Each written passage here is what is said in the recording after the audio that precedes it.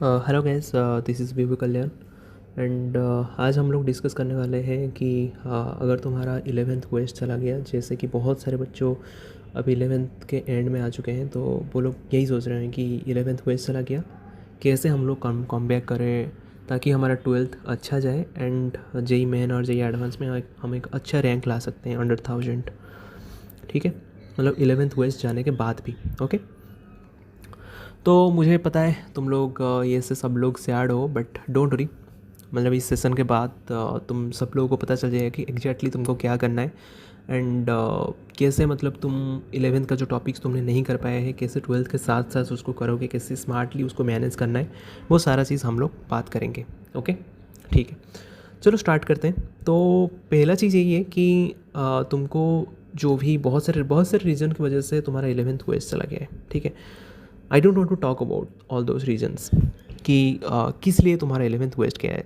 मे भी हो सकता है तुमको कोचिंग में चीज़ें समझ नहीं आई, मे भी ये हो सकता है कि 10th से जो तुम्हारा 11th का जो गैप था वो इतना बड़ा था कि तुमको कुछ समझ ही नहीं आया, सब बाउंसर ही चला गया, है ना।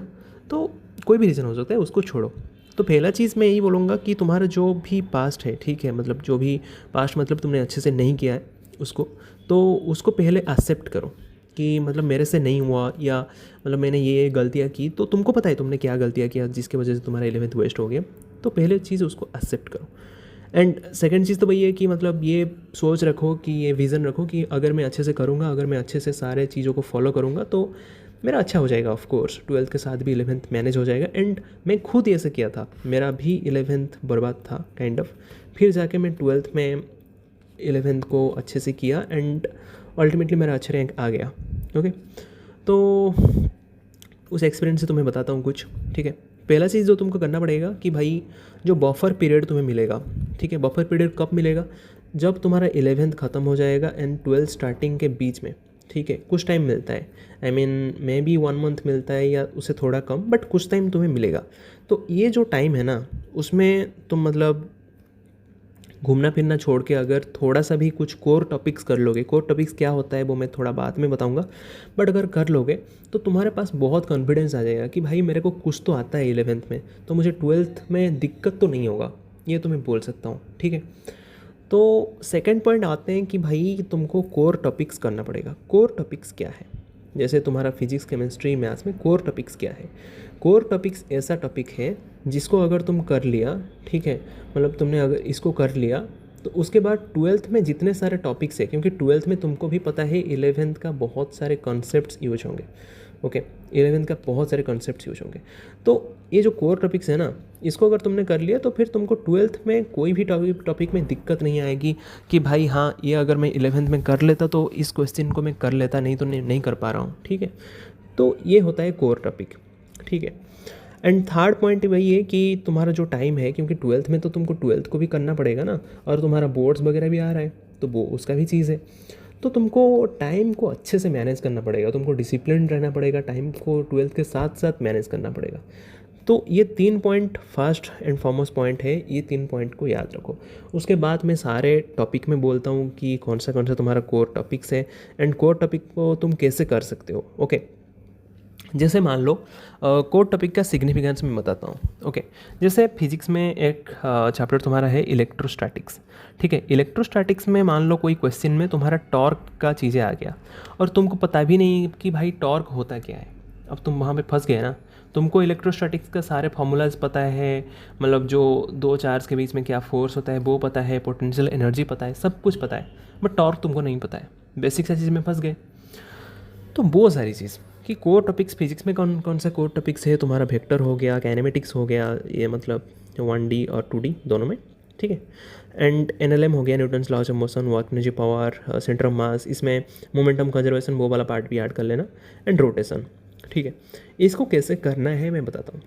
पहला चीज़ ये है, वेक्टर एंड काइनेमेटिक्स में ज़्यादा टाइम नहीं लेना है, बस इसका बेसिक्स ही तुमको आना चाहिए, क्योंकि इतना अगर आ गया मतलब तुम फिर यूज़ कर सकते हो। रिलेटिव मोशन क्या होता है, मतलब यहाँ पे अगर एक पुलिस जा रहा है, यहाँ पे चोर डार जा रहा है, तो फिर मतलब कितना टाइम लगेगा एंड ऑल, वो सारी चीज़ जो बेसिक्स होता है इतना में ये कर लो, ठीक है। न्यूटन्स लॉज ऑफ मोशन में तुमको क्या आना चाहिए कि भाई कोई बॉडी है, उसमें कोई फोर्स लग रहा है F1 F2, उसमें कुछ फ्रिक्शंस लग रहा है, फ्रिक्शन का डायरेक्शन क्या होगा, वो सारा चीज़, फ्री बॉडी डायग्राम, वो सारा चीज़ तुमको आना चाहिए। ओके। वर्क एनर्जी पावर में वर्क एनर्जी थ्योरम क्या होता है, एनर्जी कंजर्वेशन कैसे होता है, सेंटर ऑफ मास में एक बॉडी जो होता है, अगर एक बॉडी है तो उसका सेंटर ऑफ मास कहाँ रहेगा, उसका इक्वेशंस वगैरह, and momentum conservation most importantly. तो ये सारे चीज़ तुमको करना आना चाहिए। ओके। रोटेशन थोड़ा ज़्यादा टाइम लेगा, बट मैं सबको रिकमेंड करूँगा, rotation is the most important thing. And rotation को थोड़ा टाइम तो दो, बट अच्छे से करो रोटेशन को। ओके, क्योंकि ये सबसे ज़्यादा इंपॉर्टेंट है। ठीक है, तो रोटेशन को सब लोग अच्छे से करना। ओके, तो इतना कोर टॉपिक तो तुम लोग समझ गए। फिर तुम्हारे माइंड में ये क्वेश्चन आएगा कि भाई 11th में तो बस इतना टॉपिक तो है नहीं, 11th में तो और भी बहुत सारे टॉपिक्स है, जैसे पूरा तुम्हारा हीट वाला पार्ट हो गया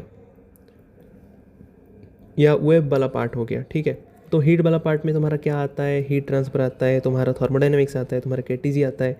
वेव वाला पार्ट में तुम्हारा क्या आता है, एसएचएम आता है, वेव्स आता है। तो इस चीज़ का सब क्या करें। ठीक है, ये डाउट आ रहा होगा ना।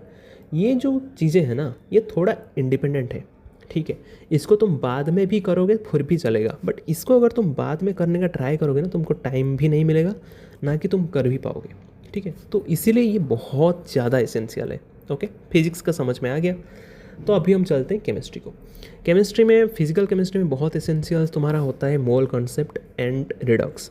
बहुत सारे बच्चे जो बोलते हैं फिजिकल केमिस्ट्री मुझे समझ नहीं आ रहा है, तो एक्चुअली उनका जो डाउट होता है वो मोल कॉन्सेप्ट में ही होता है। उनको मोल कॉन्सेप्ट का ही अच्छे से समझ नहीं होता है, ना कि रिडक्स रिएक्शन का। ओके, वो रिएक्शन को बैलेंस भी नहीं कर पाते हैं, तो इसीलिए दिक्कत आता है। ठीक है, तुम 12th का जो मतलब फिजिकल केमिस्ट्री है ना, उसको जितना भी स्ट्रॉन्ग कर लो, जितना भी तुम अच्छे से पढ़ लो, अगर तुम्हारा ये 2 टॉपिक वीक रह गया तो फिर तुम फिजिकल केमिस्ट्री में कुछ नहीं कर पाओगे। मैं लिख के दे दूंगा।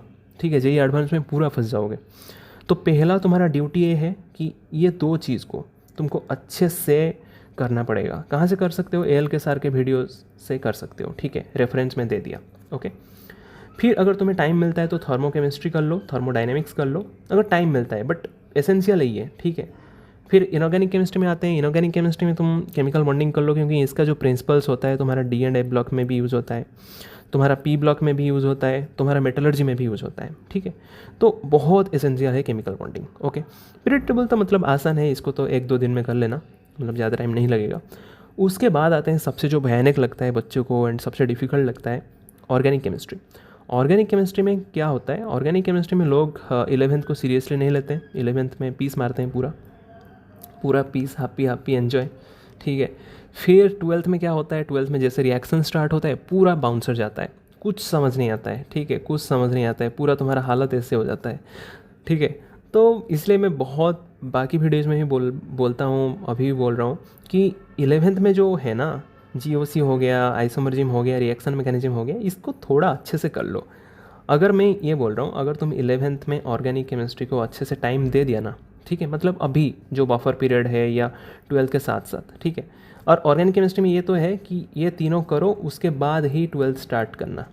अगर पहले 12th स्टार्ट कर दिया एंड तुम्हारा माइंड में कुछ इधर उधर का कॉन्सेप्ट आ गया, ठीक है, तो ख़त्म, पूरा तुम्हारा सिचुएशन ऐसा हो जाएगा।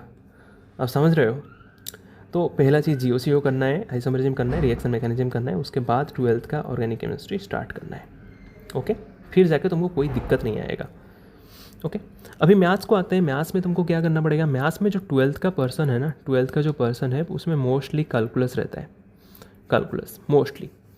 तो मतलब जैसे 11th में बहुत सारे अलजेब्रा रहता है, कॉम्प्लेक्स नंबर रहता है, बायोनोमियल रहता है और पीएनसी रहता है, तो वैसे इसमें कैलकुलस बहुत ज़्यादा रहता है। तो कैलकुलस जेईई एडवांस में बहुत ज़्यादा क्वेश्चंस आते हैं। तो हमको क्या करना पड़ेगा, कैलकुलस के लिए प्रीरिक्विजिट्स क्या होना चाहिए कि हम इतना अगर 11th में कर ले, ठीक है, मतलब इतना एंड ऑफ द 11th या थोड़ा स्टार्टिंग ऑफ द 12th अगर कर ले, हमको दिक्कत नहीं आएगा। पहला चीज़ है ट्रिग्नोमेट्री का सारे जो फॉर्मूलाज है, सारे जो आइडेंटिटीज़ है, वो सारा चीज़ तुमको आना चाहिए। ठीक है, ऐसे नहीं कि मतलब बेसिक सा ट्रिग्नोमेट्रिक का जो आइडेंटिटीज़ है वो भी तुम नहीं कर पा रहे हो, वो चीज़ आना चाहिए। सीक्वेंशियल सीरीज़ में बहुत सारी चीज़ें, एपी, जीपी, एजीपी, एचपी, ये सारे का जो nth टर्म एंड एसएन का फॉर्मूला, वो सारा छोटा छोटा चीज़ ही है, ज़्यादा बड़ा चीज़ नहीं है, बट ये सारी चीज़ तुम्हारा माइंड में रहना चाहिए ना। ठीक है, क्वाड्रेटिक इक्वेशन का डिफरेंट प्रॉपर्टीज़ क्या होता है, एंड फंक्शन में फंक्शन अपने आप में बहुत बड़ा है, ठीक है। फंक्शन अगर तुमको अच्छे से समझ नहीं आ रहा है दैट्स ओके, बट फंक्शन में जो ग्राफ्स होता है कि भाई log x का क्या ग्राफ है, e⁻x का क्या ग्राफ है, वो थोड़ा अच्छे से तुम समझ लो। अगर इतना कर लिया तो फिर 12th में तुम कर लोगे, चीज़ों को मैनेज कर लोगे। लिमिट्स इसीलिए ज़रूरी है क्योंकि 12th में तुम्हारा आ जाता है कॉन्टीन्यूटी, डिफरेंशिएबिलिटी। उसमें लिमिट्स निकालना बहुत एसेंशियल है। अगर तुम्हारा लिमिट्स निकालना तुम्हें आता हो तो फिर कॉन्टीन्यूटी डिफरेंशिएबिलिटी में ज़्यादा कुछ चीज़ें है नहीं। कॉम्प्लेक्स नंबर को मैं थोड़ा होल्ड पे रखूँगा, क्योंकि अगर इतना चीज़ पहले कर लो यार, तुम्हारे पास टाइम कम है, इतना चीज़ कर लो, फिर 12th के साथ साथ हम कॉम्प्लेक्स नंबर को कर लेंगे, एंड कोऑर्डिनेट ज्योमेट्री जो थोड़ा इंडिपेंडेंट पार्ट है उसको भी कर लेंगे। ओके, ठीक है। टाइम मैनेजमेंट कैसे करोगे? टाइम मैनेजमेंट जब तुम्हारा 12th स्टार्ट हो जाएगा, बफर पीरियड के लिए तो मैं ये सब बोल दिया। बाकी बफर पीरियड के बाद जब तुम्हारा 12th स्टार्ट हो जाएगा तो 70 एंड 30 रूल लगाओ। अगर तुमको 5 घंटा मिल रहा है तो उसका 70% ऑफ द टाइम तुम 12th को देना, बाकी 30% ऑफ द टाइम ये जो 11th का कोर टॉपिक्स को करने में देना, ठीक है। तो यही चीज़ है, मतलब इतना ही चीज़ बोलने के लिए था। तो इसको अगर फॉलो करते हो तो बहुत सारी चीज़ अभी भी चेंज हो सकती है। एंड लास्ट में ही बोलूँगा कि भाई मतलब डोंट लूज होप, अभी भी मतलब टाइम कहीं नहीं गया है, और करना चाहो तो अभी भी कर सकते हो। चलो, ऑल द बेस्ट।